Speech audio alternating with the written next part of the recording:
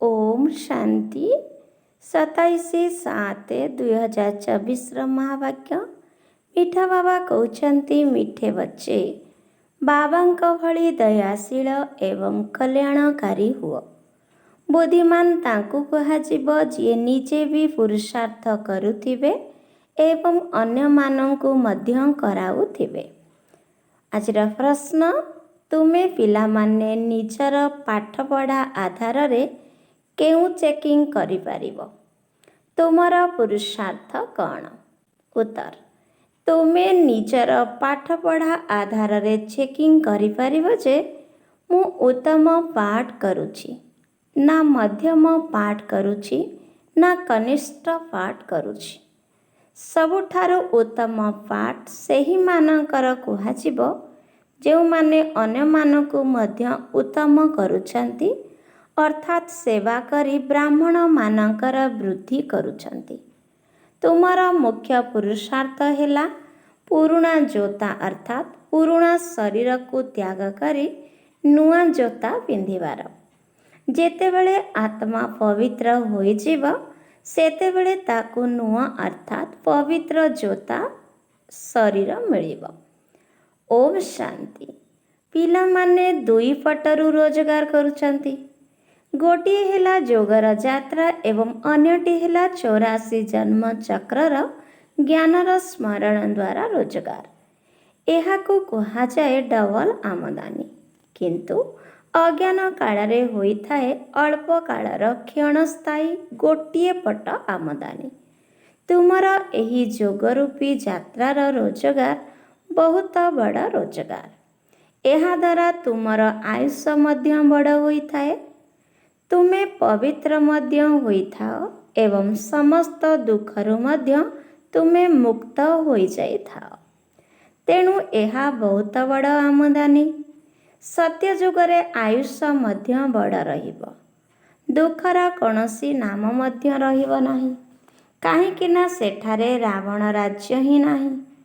अज्ञान काଳରେ पाठ पढ़ार सुख अल्प काल पई रहिथाए एवं अन्यटी हेला पाठ पढ़ार सुख शास्त्र पढ़िबा वालांकु मिलिथाए। एहा द्वारा अनुसरणकारी मानंकर कौनसी लाभ होई न थाए। एमाने तो अनुसरणकारी अथवा शिष्य मध्य नुहंती, कारण बाबा कहउछंती एमाने तो अनुसरणकारी अथवा शिष्य मध्य नुहंती, कारण ना एमाने पोशाक आदि परिवर्तन करती ना घर द्वार छाड़ती। तेणु एमानकु शिष्य बोली किपरि कुहाजाई पारिबो? सेठारे तो शांति पवित्रता सबु किछि रहिछि। एठारे तो अपवित्रता, तेणु घरे घरे केते अशांति हेउछि। तुमको एबे ईश्वरंकर मत मिलुछि। एबे तुमे माने निजर पितांकु मने पकाओ। निजको ईश्वरीय गवर्नमेंट अर्थात सरकार बोली मने करो, किंतु तुमे गुप्त। तेणु तुम मानकु केते आंतरिक खुशी रे रहिबा उचित। एबे आमे श्रीमतरे चालुछु। तांकर शक्ति द्वारा आमे सतो प्रदान हेउछु। एठारे तो कौनसी राज्य भाग्य नेबार नाही। आमर राज्य भाग्य नुआ दुनिया रे हेबो। वर्तमान तुमे माने एही सबु कथा को जानुच। एही लक्ष्मी नारायणकर 84 जन्मर कहानी को तुमे माने कहि पारिबो। जे कौनसी मनुष्य हुअन्तु अथवा केते प्रवीण शिक्षादाता हुअन्तु, किंतु जणे हेले भी एपरी कहि पारिबे नाही जे एठाकु आसिले आमे तुमको लक्ष्मी नारायणकर 84 जन्मर कहानी सुनाइबु। तुम मानक बुद्धि रे एबे स्मृति रहुछि। तुमे विचार सागर मंथन मध्य करुछ। वर्तमान तुमे माने ज्ञान सूर्यवंशी, पुणी सत्य जुगरे तुमको विष्णुवंशी कुहाजिबो। ज्ञान सूर्य प्रगटित हेले एही समय रे तुमको ज्ञान मिलुछि ना। ज्ञान द्वारा ही सद्गति होइथाए। अधाकल्प ज्ञान चालुछि, पुणी अधाकल्प अज्ञानी होई जाउछंती। ଏହା ମଧ୍ୟ ଡ୍ରାମାରେ ନିର୍ଦ୍ଧାର୍ଯ୍ୟ ଅଛି। ତୁମେମାନେ ଏବେ ବୁଦ୍ଧିମାନ ହେଉଛ। ତୁମେ ଯେତେ ଯେତେ ବୁଦ୍ଧିମାନ ହେଉଛ, ଅନ୍ୟମାନଙ୍କୁ ମଧ୍ୟ ନିଜ ସମାନ କରିବାର ପୁରୁଷାର୍ଥ କରୁଛ। ତୁମର ପିତା ଦୟାର ସାଗର, କଲ୍ୟାଣକାରୀ। ତେଣୁ ପିଲାମାନଙ୍କୁ ମଧ୍ୟ ଏହିଭଳି ହେବାକୁ ପଡ଼ିବ। ଯଦି ପିଲାମାନେ କଲ୍ୟାଣକାରୀ ନ ହେବେ, ତେବେ ତାଙ୍କୁ କ'ଣ କୁହାଯିବ? ଗାୟନ ମଧ୍ୟ ଅଛି ନା, ହିମତେ ବଚେ ମଦଦେ ବାପ। ଏହା ମଧ୍ୟ ନିଶ୍ଚିନ୍ତ ଦରକାର, ନଚେତ୍ ସମ୍ପତ୍ତି କିପରି ପାଇବ? ସେବା ଅନୁସାରେ ତ ତୁମେ ସମ୍ପତ୍ତି ପାଉଛ। ଏହା ତୁମର ଈଶ୍ୱରୀୟ ମିଶନ ଅଟେ ନା। ଯେପରି ଖ୍ରୀଷ୍ଟିଆନ ମିଶନ, ଇସଲାମୀ ମିଶନ ରହିଛି, ସେମାନେ ନିଜର ଧର୍ମକୁ ବଢ଼ାଇ ଚାଲିଛନ୍ତି। ସେହିପରି ତୁମେମାନେ ମଧ୍ୟ ନିଜର ବ୍ରାହ୍ମଣ ଧର୍ମ ଏବଂ ଦୈବୀ ଧର୍ମକୁ ବଢ଼ାଉଛ। ଡ୍ରାମା ଅନୁସାରେ ତୁମେମାନେ ନିଶ୍ଚିନ୍ତ ବାବାଙ୍କର ସହଯୋଗୀ ହେବ। କଳ୍ପ ପୂର୍ବରୁ ଯେଉଁ ଅଭିନୟ କରିଥିଲ, ତାହା ନିଶ୍ଚିନ୍ତ ଭାବରେ କରିବ। ତୁମେ ଦେଖୁଛ, ପ୍ରତ୍ୟେକ ଦିନ ନିଜ ନିଜର ଉତ୍ତମ, ମଧ୍ୟମ, କନିଷ୍ଠ ଅଭିନୟ କରୁଛନ୍ତି। ସବୁଠାରୁ ଉତ୍ତମ ଅଭିନୟ, ବାବା କହୁଛନ୍ତି, ସବୁଠାରୁ ଉତ୍ତମ ଅଭିନୟ ସେହିମାନେ କରୁଛନ୍ତି ଯେଉଁମାନେ କି ଅନ୍ୟମାନଙ୍କୁ ଉତ୍ତମ କରୁଛନ୍ତି। ତେଣୁ ସମସ୍ତଙ୍କୁ ବାବାଙ୍କର ପରିଚୟ ଦେଇ ଆଦି ମଧ୍ୟ ଅନ୍ତର ରହସ୍ୟକୁ ବୁଝାଇବାକୁ ପଡ଼ିବ। ଋଷିମୁନି ଆଦି ମଧ୍ୟ ନେତି ନେତି ବୋଲି କହି ଆସୁଛନ୍ତି, ପୁଣି ସର୍ବବ୍ୟାପୀ ବୋଲି ମଧ୍ୟ କହିଦେଉଛନ୍ତି, କାରଣ ସେମାନେ କିଛି ବି ଜାଣିନାହାନ୍ତି। ଡ୍ରାମା ଅନୁସାରେ ଆତ୍ମାର ବୁଦ୍ଧି ମଧ୍ୟ ତମ ପ୍ରଧାନ ହୋଇଯାଇଛି। ଏହାକୁ ଶରୀରର ବୁଦ୍ଧି ବୋଲି କୁହାଯିବ ନାହିଁ। ଆତ୍ମାରେ ହିଁ ମନ ବୁଦ୍ଧି ରହିଛି। ଏହି କଥାକୁ ଭଲ ଭାବରେ ବୁଝି ଚିନ୍ତନ କରି ପୁଣି ଅନ୍ୟମାନଙ୍କୁ ବୁଝାଇବାକୁ ହେବ। ସେମାନେ ଶାସ୍ତ୍ର ଆଦି ଶୁଣାଇବା ପାଇଁ କେତେ ମଠ ଅଥବା ଦୋକାନ ଆଦି ଖୋଲିଛନ୍ତି। ସେହିପରି ତୁମର ମଧ୍ୟ ଦୋକାନ ଅଛି। ବଡ଼ ବଡ଼ ସହରମାନଙ୍କରେ ବଡ଼ ବଡ଼ ଦୋକାନ ଦରକାର। ଯେଉଁ ପିଲାମାନେ ବହୁତ ତୀକ୍ଷ୍ଣ ବୁଦ୍ଧି ହୋଇଥାନ୍ତି, ତାଙ୍କ ପାଖରେ ବହୁତ ସମ୍ପତ୍ତି ରହିଥାଏ। ଯଦି ଯଥେଷ୍ଟ ସମ୍ପତ୍ତି ନଥିବ, ତେବେ କାହାକୁ ଦେଇ ମଧ୍ୟ ପାରିବେ ନାହିଁ। ଧାରଣା ମଧ୍ୟ କ୍ରମାନୁସାରେ ହୋଇଥାଏ।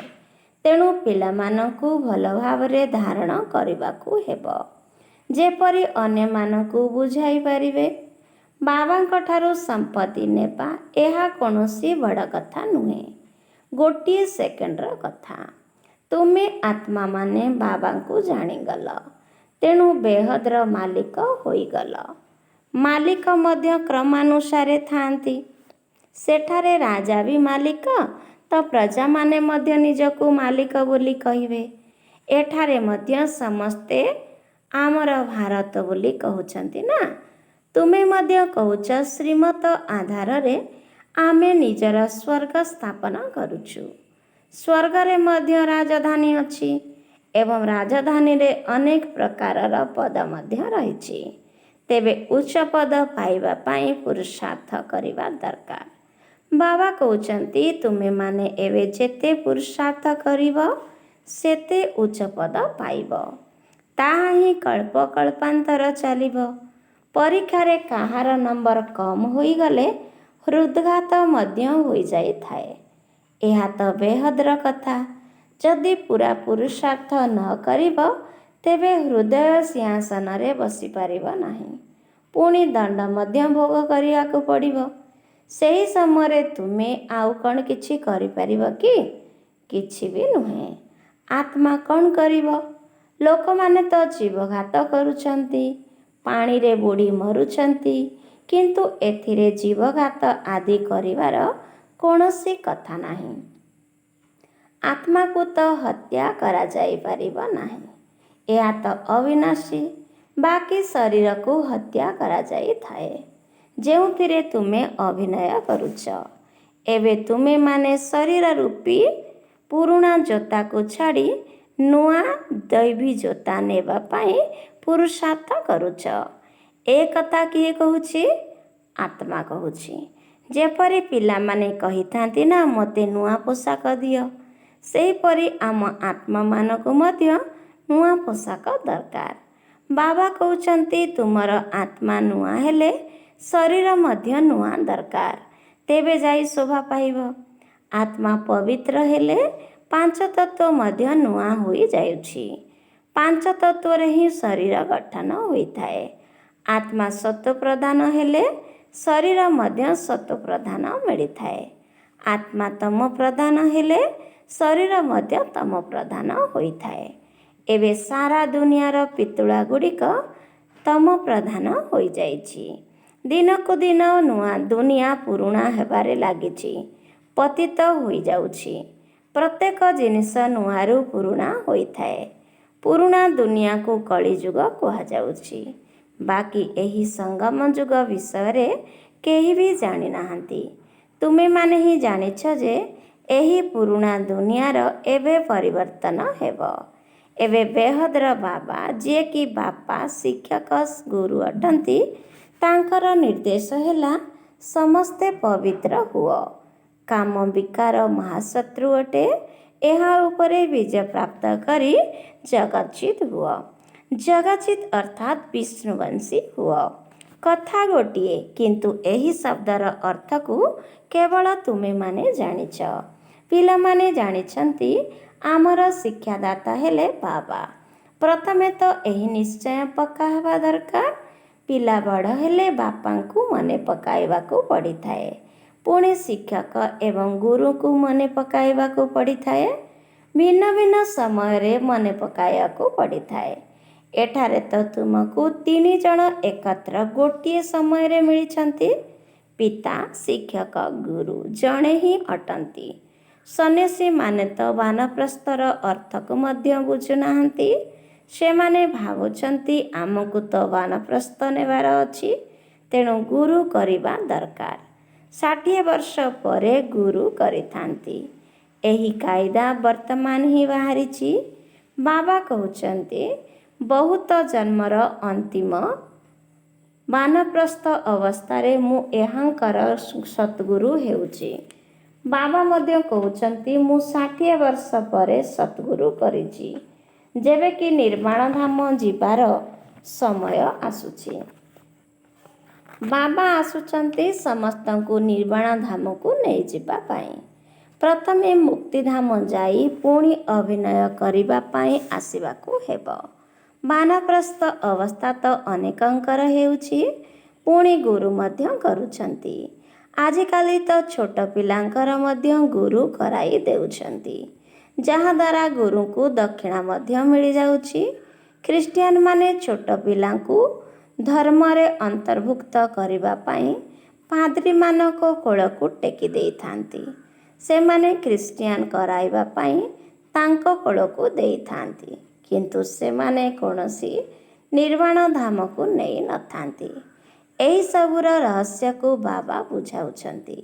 ଈଶ୍ୱରଙ୍କ ବିଷୟରେ ସମ୍ପୂର୍ଣ୍ଣ ଜ୍ଞାନ ଈଶ୍ୱର ହିଁ ଦେଇପାରିବେ ନା, ଯାହାକି ଆରମ୍ଭରୁ ଶୁଣାଇ ଆସୁଛନ୍ତି। ନିଜର ଏବଂ ସୃଷ୍ଟିର ରହସ୍ୟକୁ ମଧ୍ୟ ଶୁଣାଉଛନ୍ତି। ଈଶ୍ୱର ସ୍ୱୟଂ ଆସି ଆଦି ସନାତନ ଦେବୀ ଦେବତା ଅର୍ଥାତ୍ ସ୍ୱର୍ଗର ସ୍ଥାପନା କରୁଛନ୍ତି। ଏହାର ନାମ ଭାରତ ହିଁ ରହିଆସିଛି। ଗୀତାରେ କେବଳ କୃଷ୍ଣଙ୍କର ନାମ ଲେଖି କେତେ ଗଡ଼ବଡ଼ କରିଦେଇଛନ୍ତି। ଏହା ମଧ୍ୟ ଡ୍ରାମା, ହାରିବା ଏବଂ ଜିତିବାର ଖେଳ।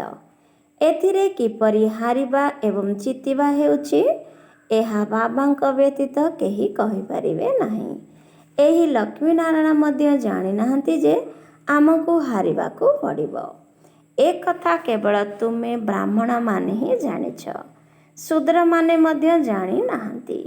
ବାବା ହିଁ ଆସି ତୁମକୁ ବ୍ରାହ୍ମଣରୁ ଦେବତା କରୁଛନ୍ତି।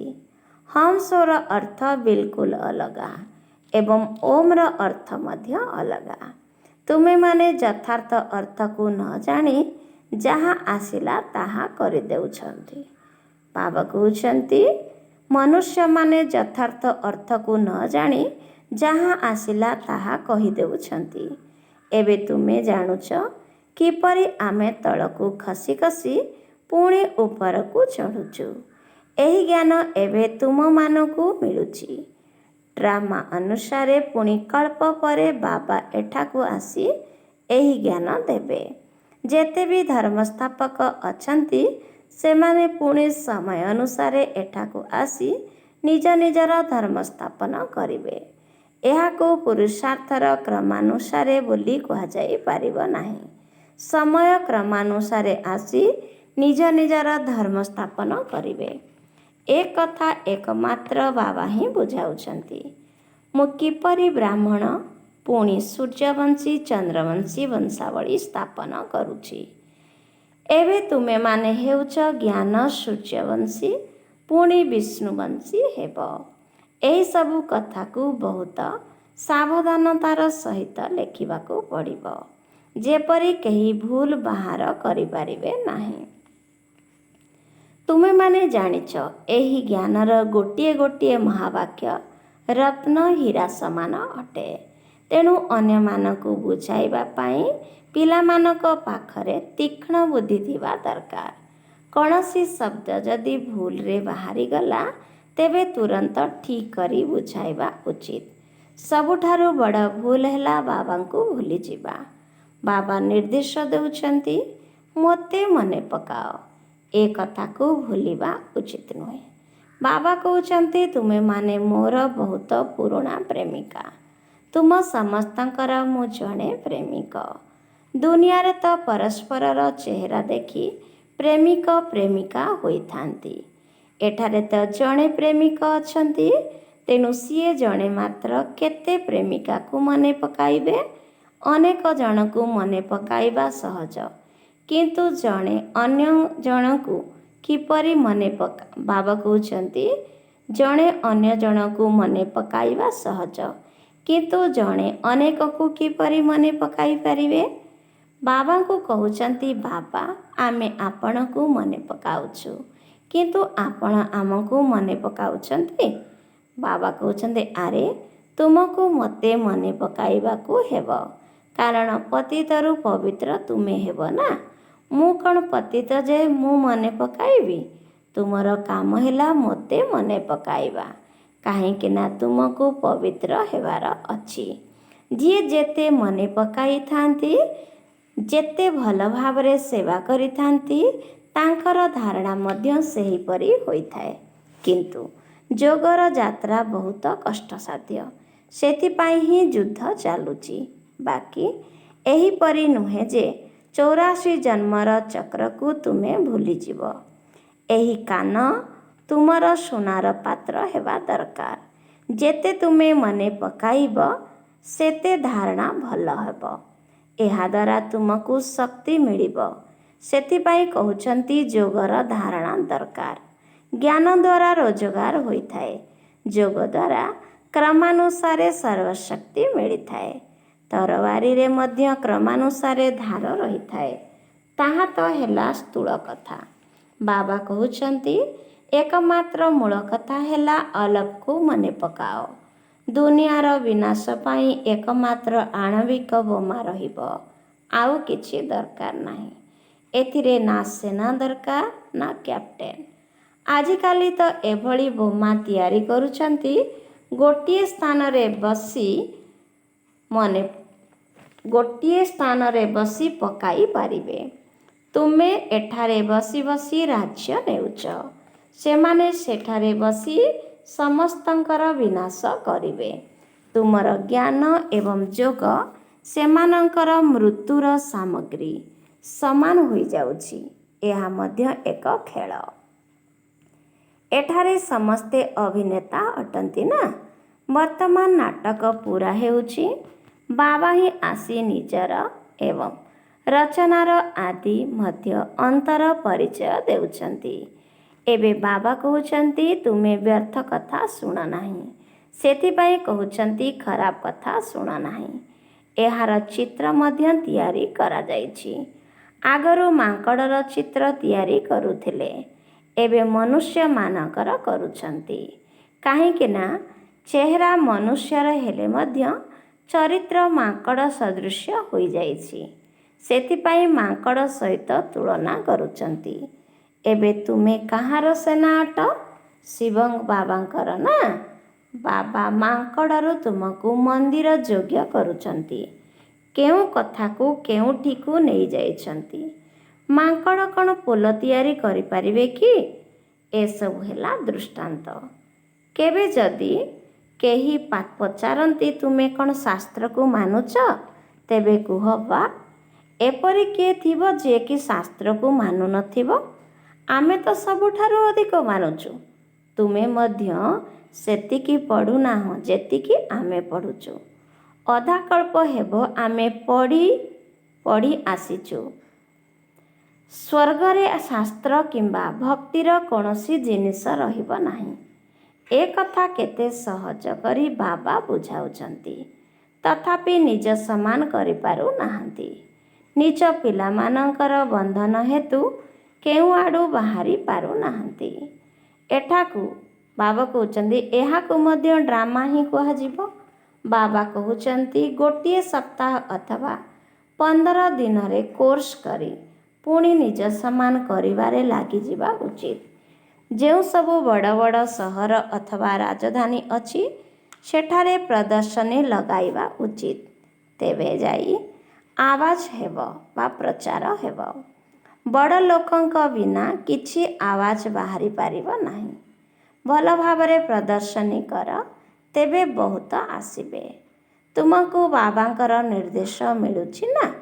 ଆଚ୍ଛା, ମିଠା ମିଠା ଶିଖିଲ ଦେ। ସନ୍ତାନମାନଙ୍କ ପ୍ରତି ମାତା ପିତା ବାପଦାଦାଙ୍କର ମଧୁର ସ୍ନେହ ସମ୍ପନ୍ନ ଶୁଭେଚ୍ଛା ଏବଂ ସୁପ୍ରଭାତ।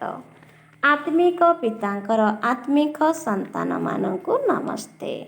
ଆତ୍ମିକ ସନ୍ତାନମାନଙ୍କର ଆତ୍ମିକ ମାତା ପିତା ବାପଦାଦାଙ୍କୁ ମଧୁର ସ୍ନେହଭରା ସ୍ମୃତି ସୁପ୍ରଭାତ ଏବଂ ନମସ୍ତେ ନମସ୍ତେ ନମସ୍ତେ।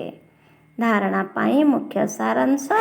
ପ୍ରଥମ ନମ୍ବର, ଜ୍ଞାନ ଏବଂ ଯୋଗ ଦ୍ୱାରା ନିଜର ବୁଦ୍ଧିକୁ ରିଫାଇନ୍ କରିବାକୁ ହେବ। ବାବାଙ୍କୁ ଭୁଲିବାର ଭୁଲ କେବେ ହେଲେ କରିବାର ନାହିଁ। ଆତ୍ମିକ ପ୍ରେମିକା ହୋଇ ପରମାତ୍ମ ପ୍ରେମିକକୁ ମନେ ପକାଇବାକୁ ହେବ। ଦ୍ୱିତୀୟ ପଏଣ୍ଟ, ବନ୍ଧନମୁକ୍ତ ହୋଇ ନିଜ ସମାନ କରିବାର ସେବା କରିବାକୁ ହେବ। ଉଚ୍ଚପଦ ପାଇବାର ପୁରୁଷାର୍ଥ କରିବାକୁ ହେବ। ପୁରୁଷାର୍ଥ କରିବାରେ କେବେ ହେଲେ ହତୋତ୍ସାହ ହେବାର ନାହିଁ। ଆଜିର ବରଦାନ ଅଛି, ଗୋଟିଏ ମିନିଟର ଏକାଗ୍ର ସ୍ଥିତି ଦ୍ୱାରା ଶକ୍ତିଶାଳୀ ଅନୁଭବ କରୁଥିବା ଏବଂ କରାଉଥିବା ଏକାନ୍ତବାସୀ ଭବ। ଗୋଟିଏ ମିନିଟର ଏକାଗ୍ର ସ୍ଥିତି ଦ୍ୱାରା ଶକ୍ତିଶାଳୀ ଅନୁଭବ କରୁଥିବା ଏବଂ କରାଉଥିବା ଏକାନ୍ତବାସୀ ଭବ। ବିସ୍ତାର, ଏକାନ୍ତବାସୀ ହେବାର ଅର୍ଥ ହେଲା ଯେକୌଣସି ଗୋଟିଏ ଶକ୍ତିଶାଳୀ ସ୍ଥିତିରେ ସ୍ଥିତ ହେବା। ଚାହେ ବିଜରୁପ ସ୍ଥିତିରେ ସ୍ଥିତ ହୋଇଯାଅ, ଚାହେ ଲାଇଟ୍ ମାଇଟ୍ ହାଉସ୍ ଅର୍ଥାତ୍ ଆଲୋକ ଏବଂ ଶକ୍ତିର କେନ୍ଦ୍ର ଅନୁଭବ କରିବାର ସ୍ଥିତିରେ ସ୍ଥିତ ହୋଇ ବିଶ୍ୱକୁ ଲାଇଟ୍ ମାଇଟ୍ ଦିଅ। ଚାହେ ଫରିସ୍ତା ପଣିଆର ସ୍ଥିତି ଦ୍ୱାରା ଅନ୍ୟମାନଙ୍କୁ ଅବ୍ୟକ୍ତି ସ୍ଥିତିର ଅନୁଭବ କରାଅ। ଗୋଟିଏ ସେକେଣ୍ଡ ବା ଗୋଟିଏ ମିନିଟ୍ ମଧ୍ୟ ଏହି ସ୍ଥିତିରେ ଯଦି ଏକାଗ୍ର ହୋଇଯିବ, ତେବେ ନିଜକୁ ତଥା ଅନ୍ୟ ଆତ୍ମାମାନଙ୍କୁ ବହୁତ ଲାଭ ଦେଇପାରିବ। କେବଳ ଏହାର ଅଭ୍ୟାସ ଦରକାର। ଆଚ୍ଛା, ଆଜିର ସ୍ଲୋଗାନ ଅଛି, ବ୍ରହ୍ମଚାରୀ ତାଙ୍କୁ କୁହାଯିବ ଯାହାଙ୍କର ପ୍ରତ୍ୟେକ ସଂକଳ୍ପରେ ଏବଂ ପ୍ରତ୍ୟେକ ବାଣୀରେ ପବିତ୍ରତାର ପ୍ରକମ୍ପନ ସମାହିତ ହୋଇ ରହିଛି।